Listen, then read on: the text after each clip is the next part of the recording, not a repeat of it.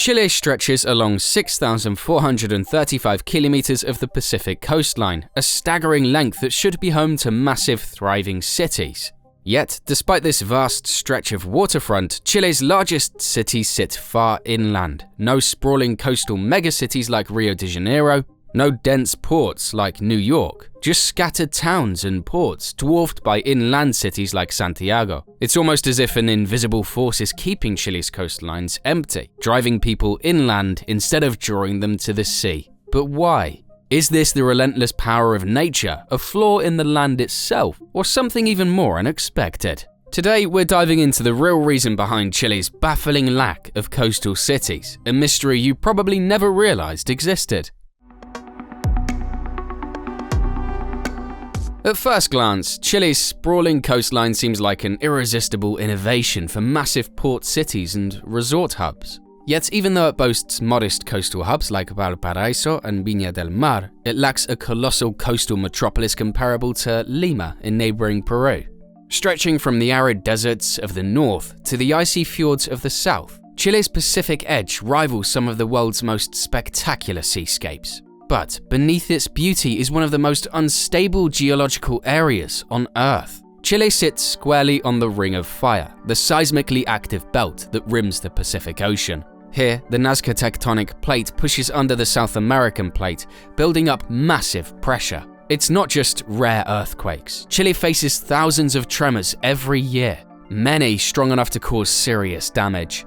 But what makes Peru so different? After all, it's also on the Pacific coast, shares a similar seismic risk, yet its capital, Lima, flourishes by the sea. You see, Peru's coastal topography offers more extensive low-lying areas for growth, and historical factors, like Spanish colonial administration, helped anchor population centers along its shores. However, in Chile, both urban planners and everyday citizens live with one unshakable reality: the looming threat of massive earthquakes.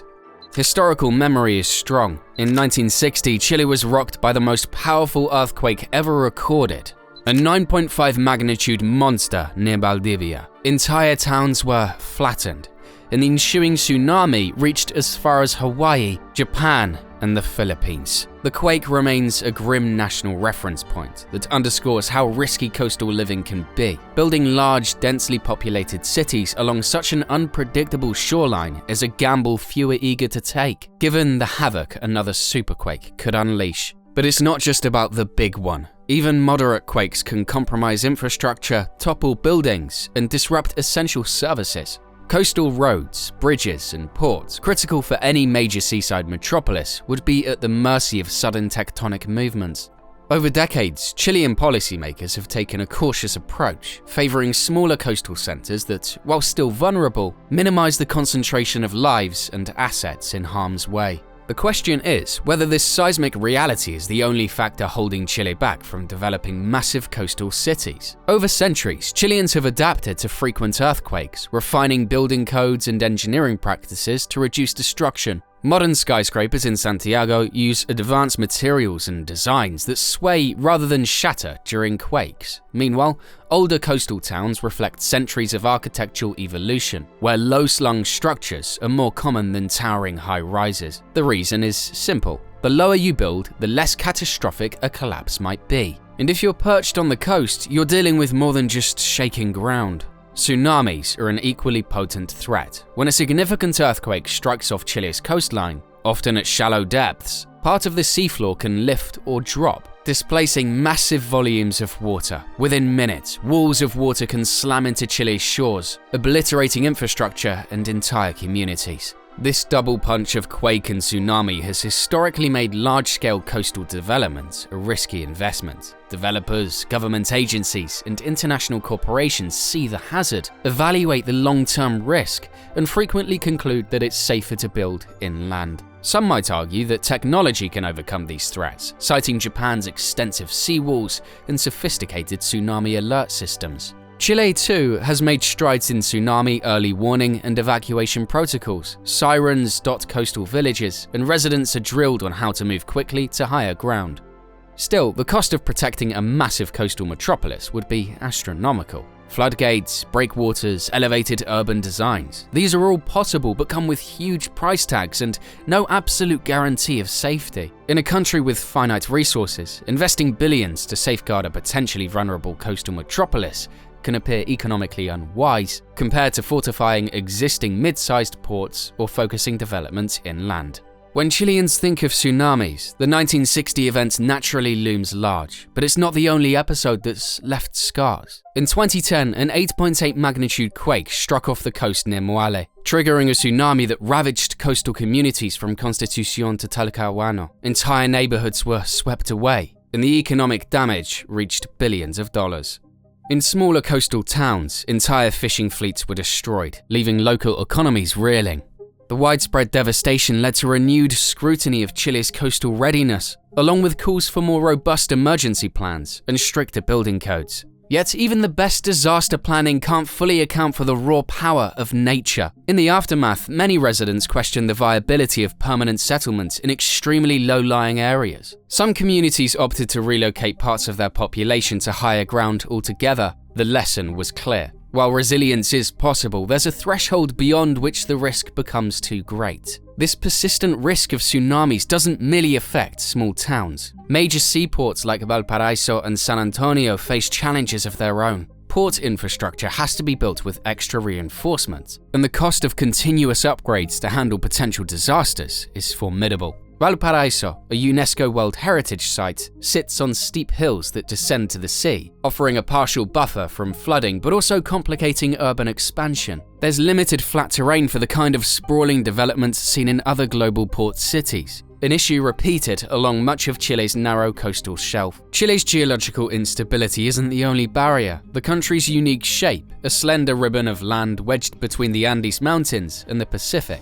significantly limits where large cities can sprout. In the north, the Atacama Desert dominates as one of the driest places on Earth. Coastal cities here like Iquique and Antofagasta are hemmed in by towering coastal cliffs and the dryness of the desert interior. Water supplies are scarce, forcing municipalities to rely on desalination plants or long pipelines from inland rivers, both expensive and logistically challenging. Central Chile, where Santiago is located, has a more temperate climate but is narrower in width. Much of the fertile land near the coast is reserved for agriculture, particularly vineyards and fruit orchards, rather than dense urban development. Meanwhile, the central coastal region does boast major cities like Valparaiso and Viña del Mar, yet these remain modest compared to Santiago's sprawling 8 million-plus metropolitan area. Further south, the coastline becomes rugged and fragmented, marked by fjords, channels, and islands. It's breathtaking terrain, but offers little in the way of expansive flat areas for a megacity to thrive. Ports like Puerto Montt serve as gateways to Patagonia, yet their growth is limited by topography, climate, and infrastructural hurdles. Chile's mountainous spine, coupled with a jagged coastline, leaves slim margins for building extensive roads, rail lines, and industrial zones. What little space exists is often complicated by frequent rainfall and the threat of landslides, a far cry from the stable, expansive plains that have nurtured vast coastal metropolises elsewhere in the world.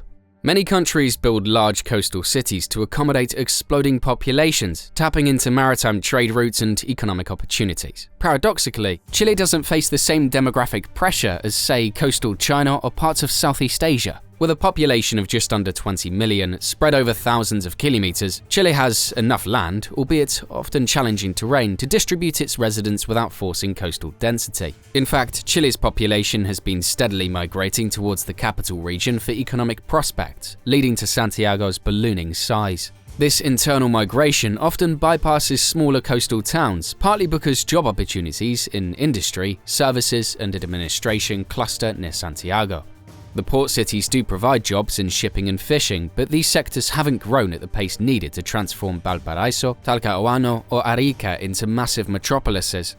As a result, the coastal belt remains dotted with mid-sized cities whose populations rarely exceed a few 100,000 inhabitants. Cultural factors also play a role. The heart of Chile's political and economic power has historically been Santiago, evolving from colonial times when the city served as the administrative seat of the Captaincy General of Chile. Over centuries, infrastructure, education, and cultural institutions consolidated around the capital, reinforcing a centralist model. Even modern attempts to decentralize haven't dramatically shifted the populations away from Santiago and deeper into coastal or remote regions. Santiago's dominance in Chile's urban hierarchy can't be overstated. As the nation's capital and economic engine, it draws job seekers from every region, including coastal areas. Over 40% of Chile's population now lives in the Santiago metropolitan region. While the city isn't immune to earthquakes, it's farther from direct tsunami threats and benefits from decades of refined seismic engineering. Foreign companies looking to set up Latin American operations often see Santiago as a gateway, bypassing smaller coastal cities that offer less economic depth. Even if Chile once considered building a massive coastal city, today's climate projections add another layer of caution. Rising sea levels and the increased intensity of storms could exacerbate the impacts of tsunamis. Some coastal cities like Viña del Mar invest in fortifying their shorelines with seawalls and rock barriers, while also contemplating how climate change may alter tourism patterns. But these measures are expensive and offer only partial protection. Even moderate quake-induced tsunamis could become dramatically more destructive if the sea continues to inch higher. This amplifies the sense that Chile's best bet for large-scale urban life remains inland on higher ground. Labeling Chile's coastline as unsuitable for large cities might be an oversimplification. After all, Valparaíso, Viña del Mar, and Concepción do host significant populations. Yet when measured against global coastal giants like Tokyo, Mumbai, or Lagos, Chile's urban shoreline presence is modest. It's not that Chile is anti-coast, rather the combined forces of tectonic instability, tsunami threats, challenging geography, and historically centralized society discourage the explosive expansion seen elsewhere. Now that you know the truth, imagine a different Chile, one where a sprawling metropolis hugs the Pacific, defying earthquakes and tsunamis. Could it work, or would it be a doomed experiment? Let me know what you think in the comments, and don't forget to subscribe for more mind-blowing geography insights. Thanks for watching, and we'll see you in the next video.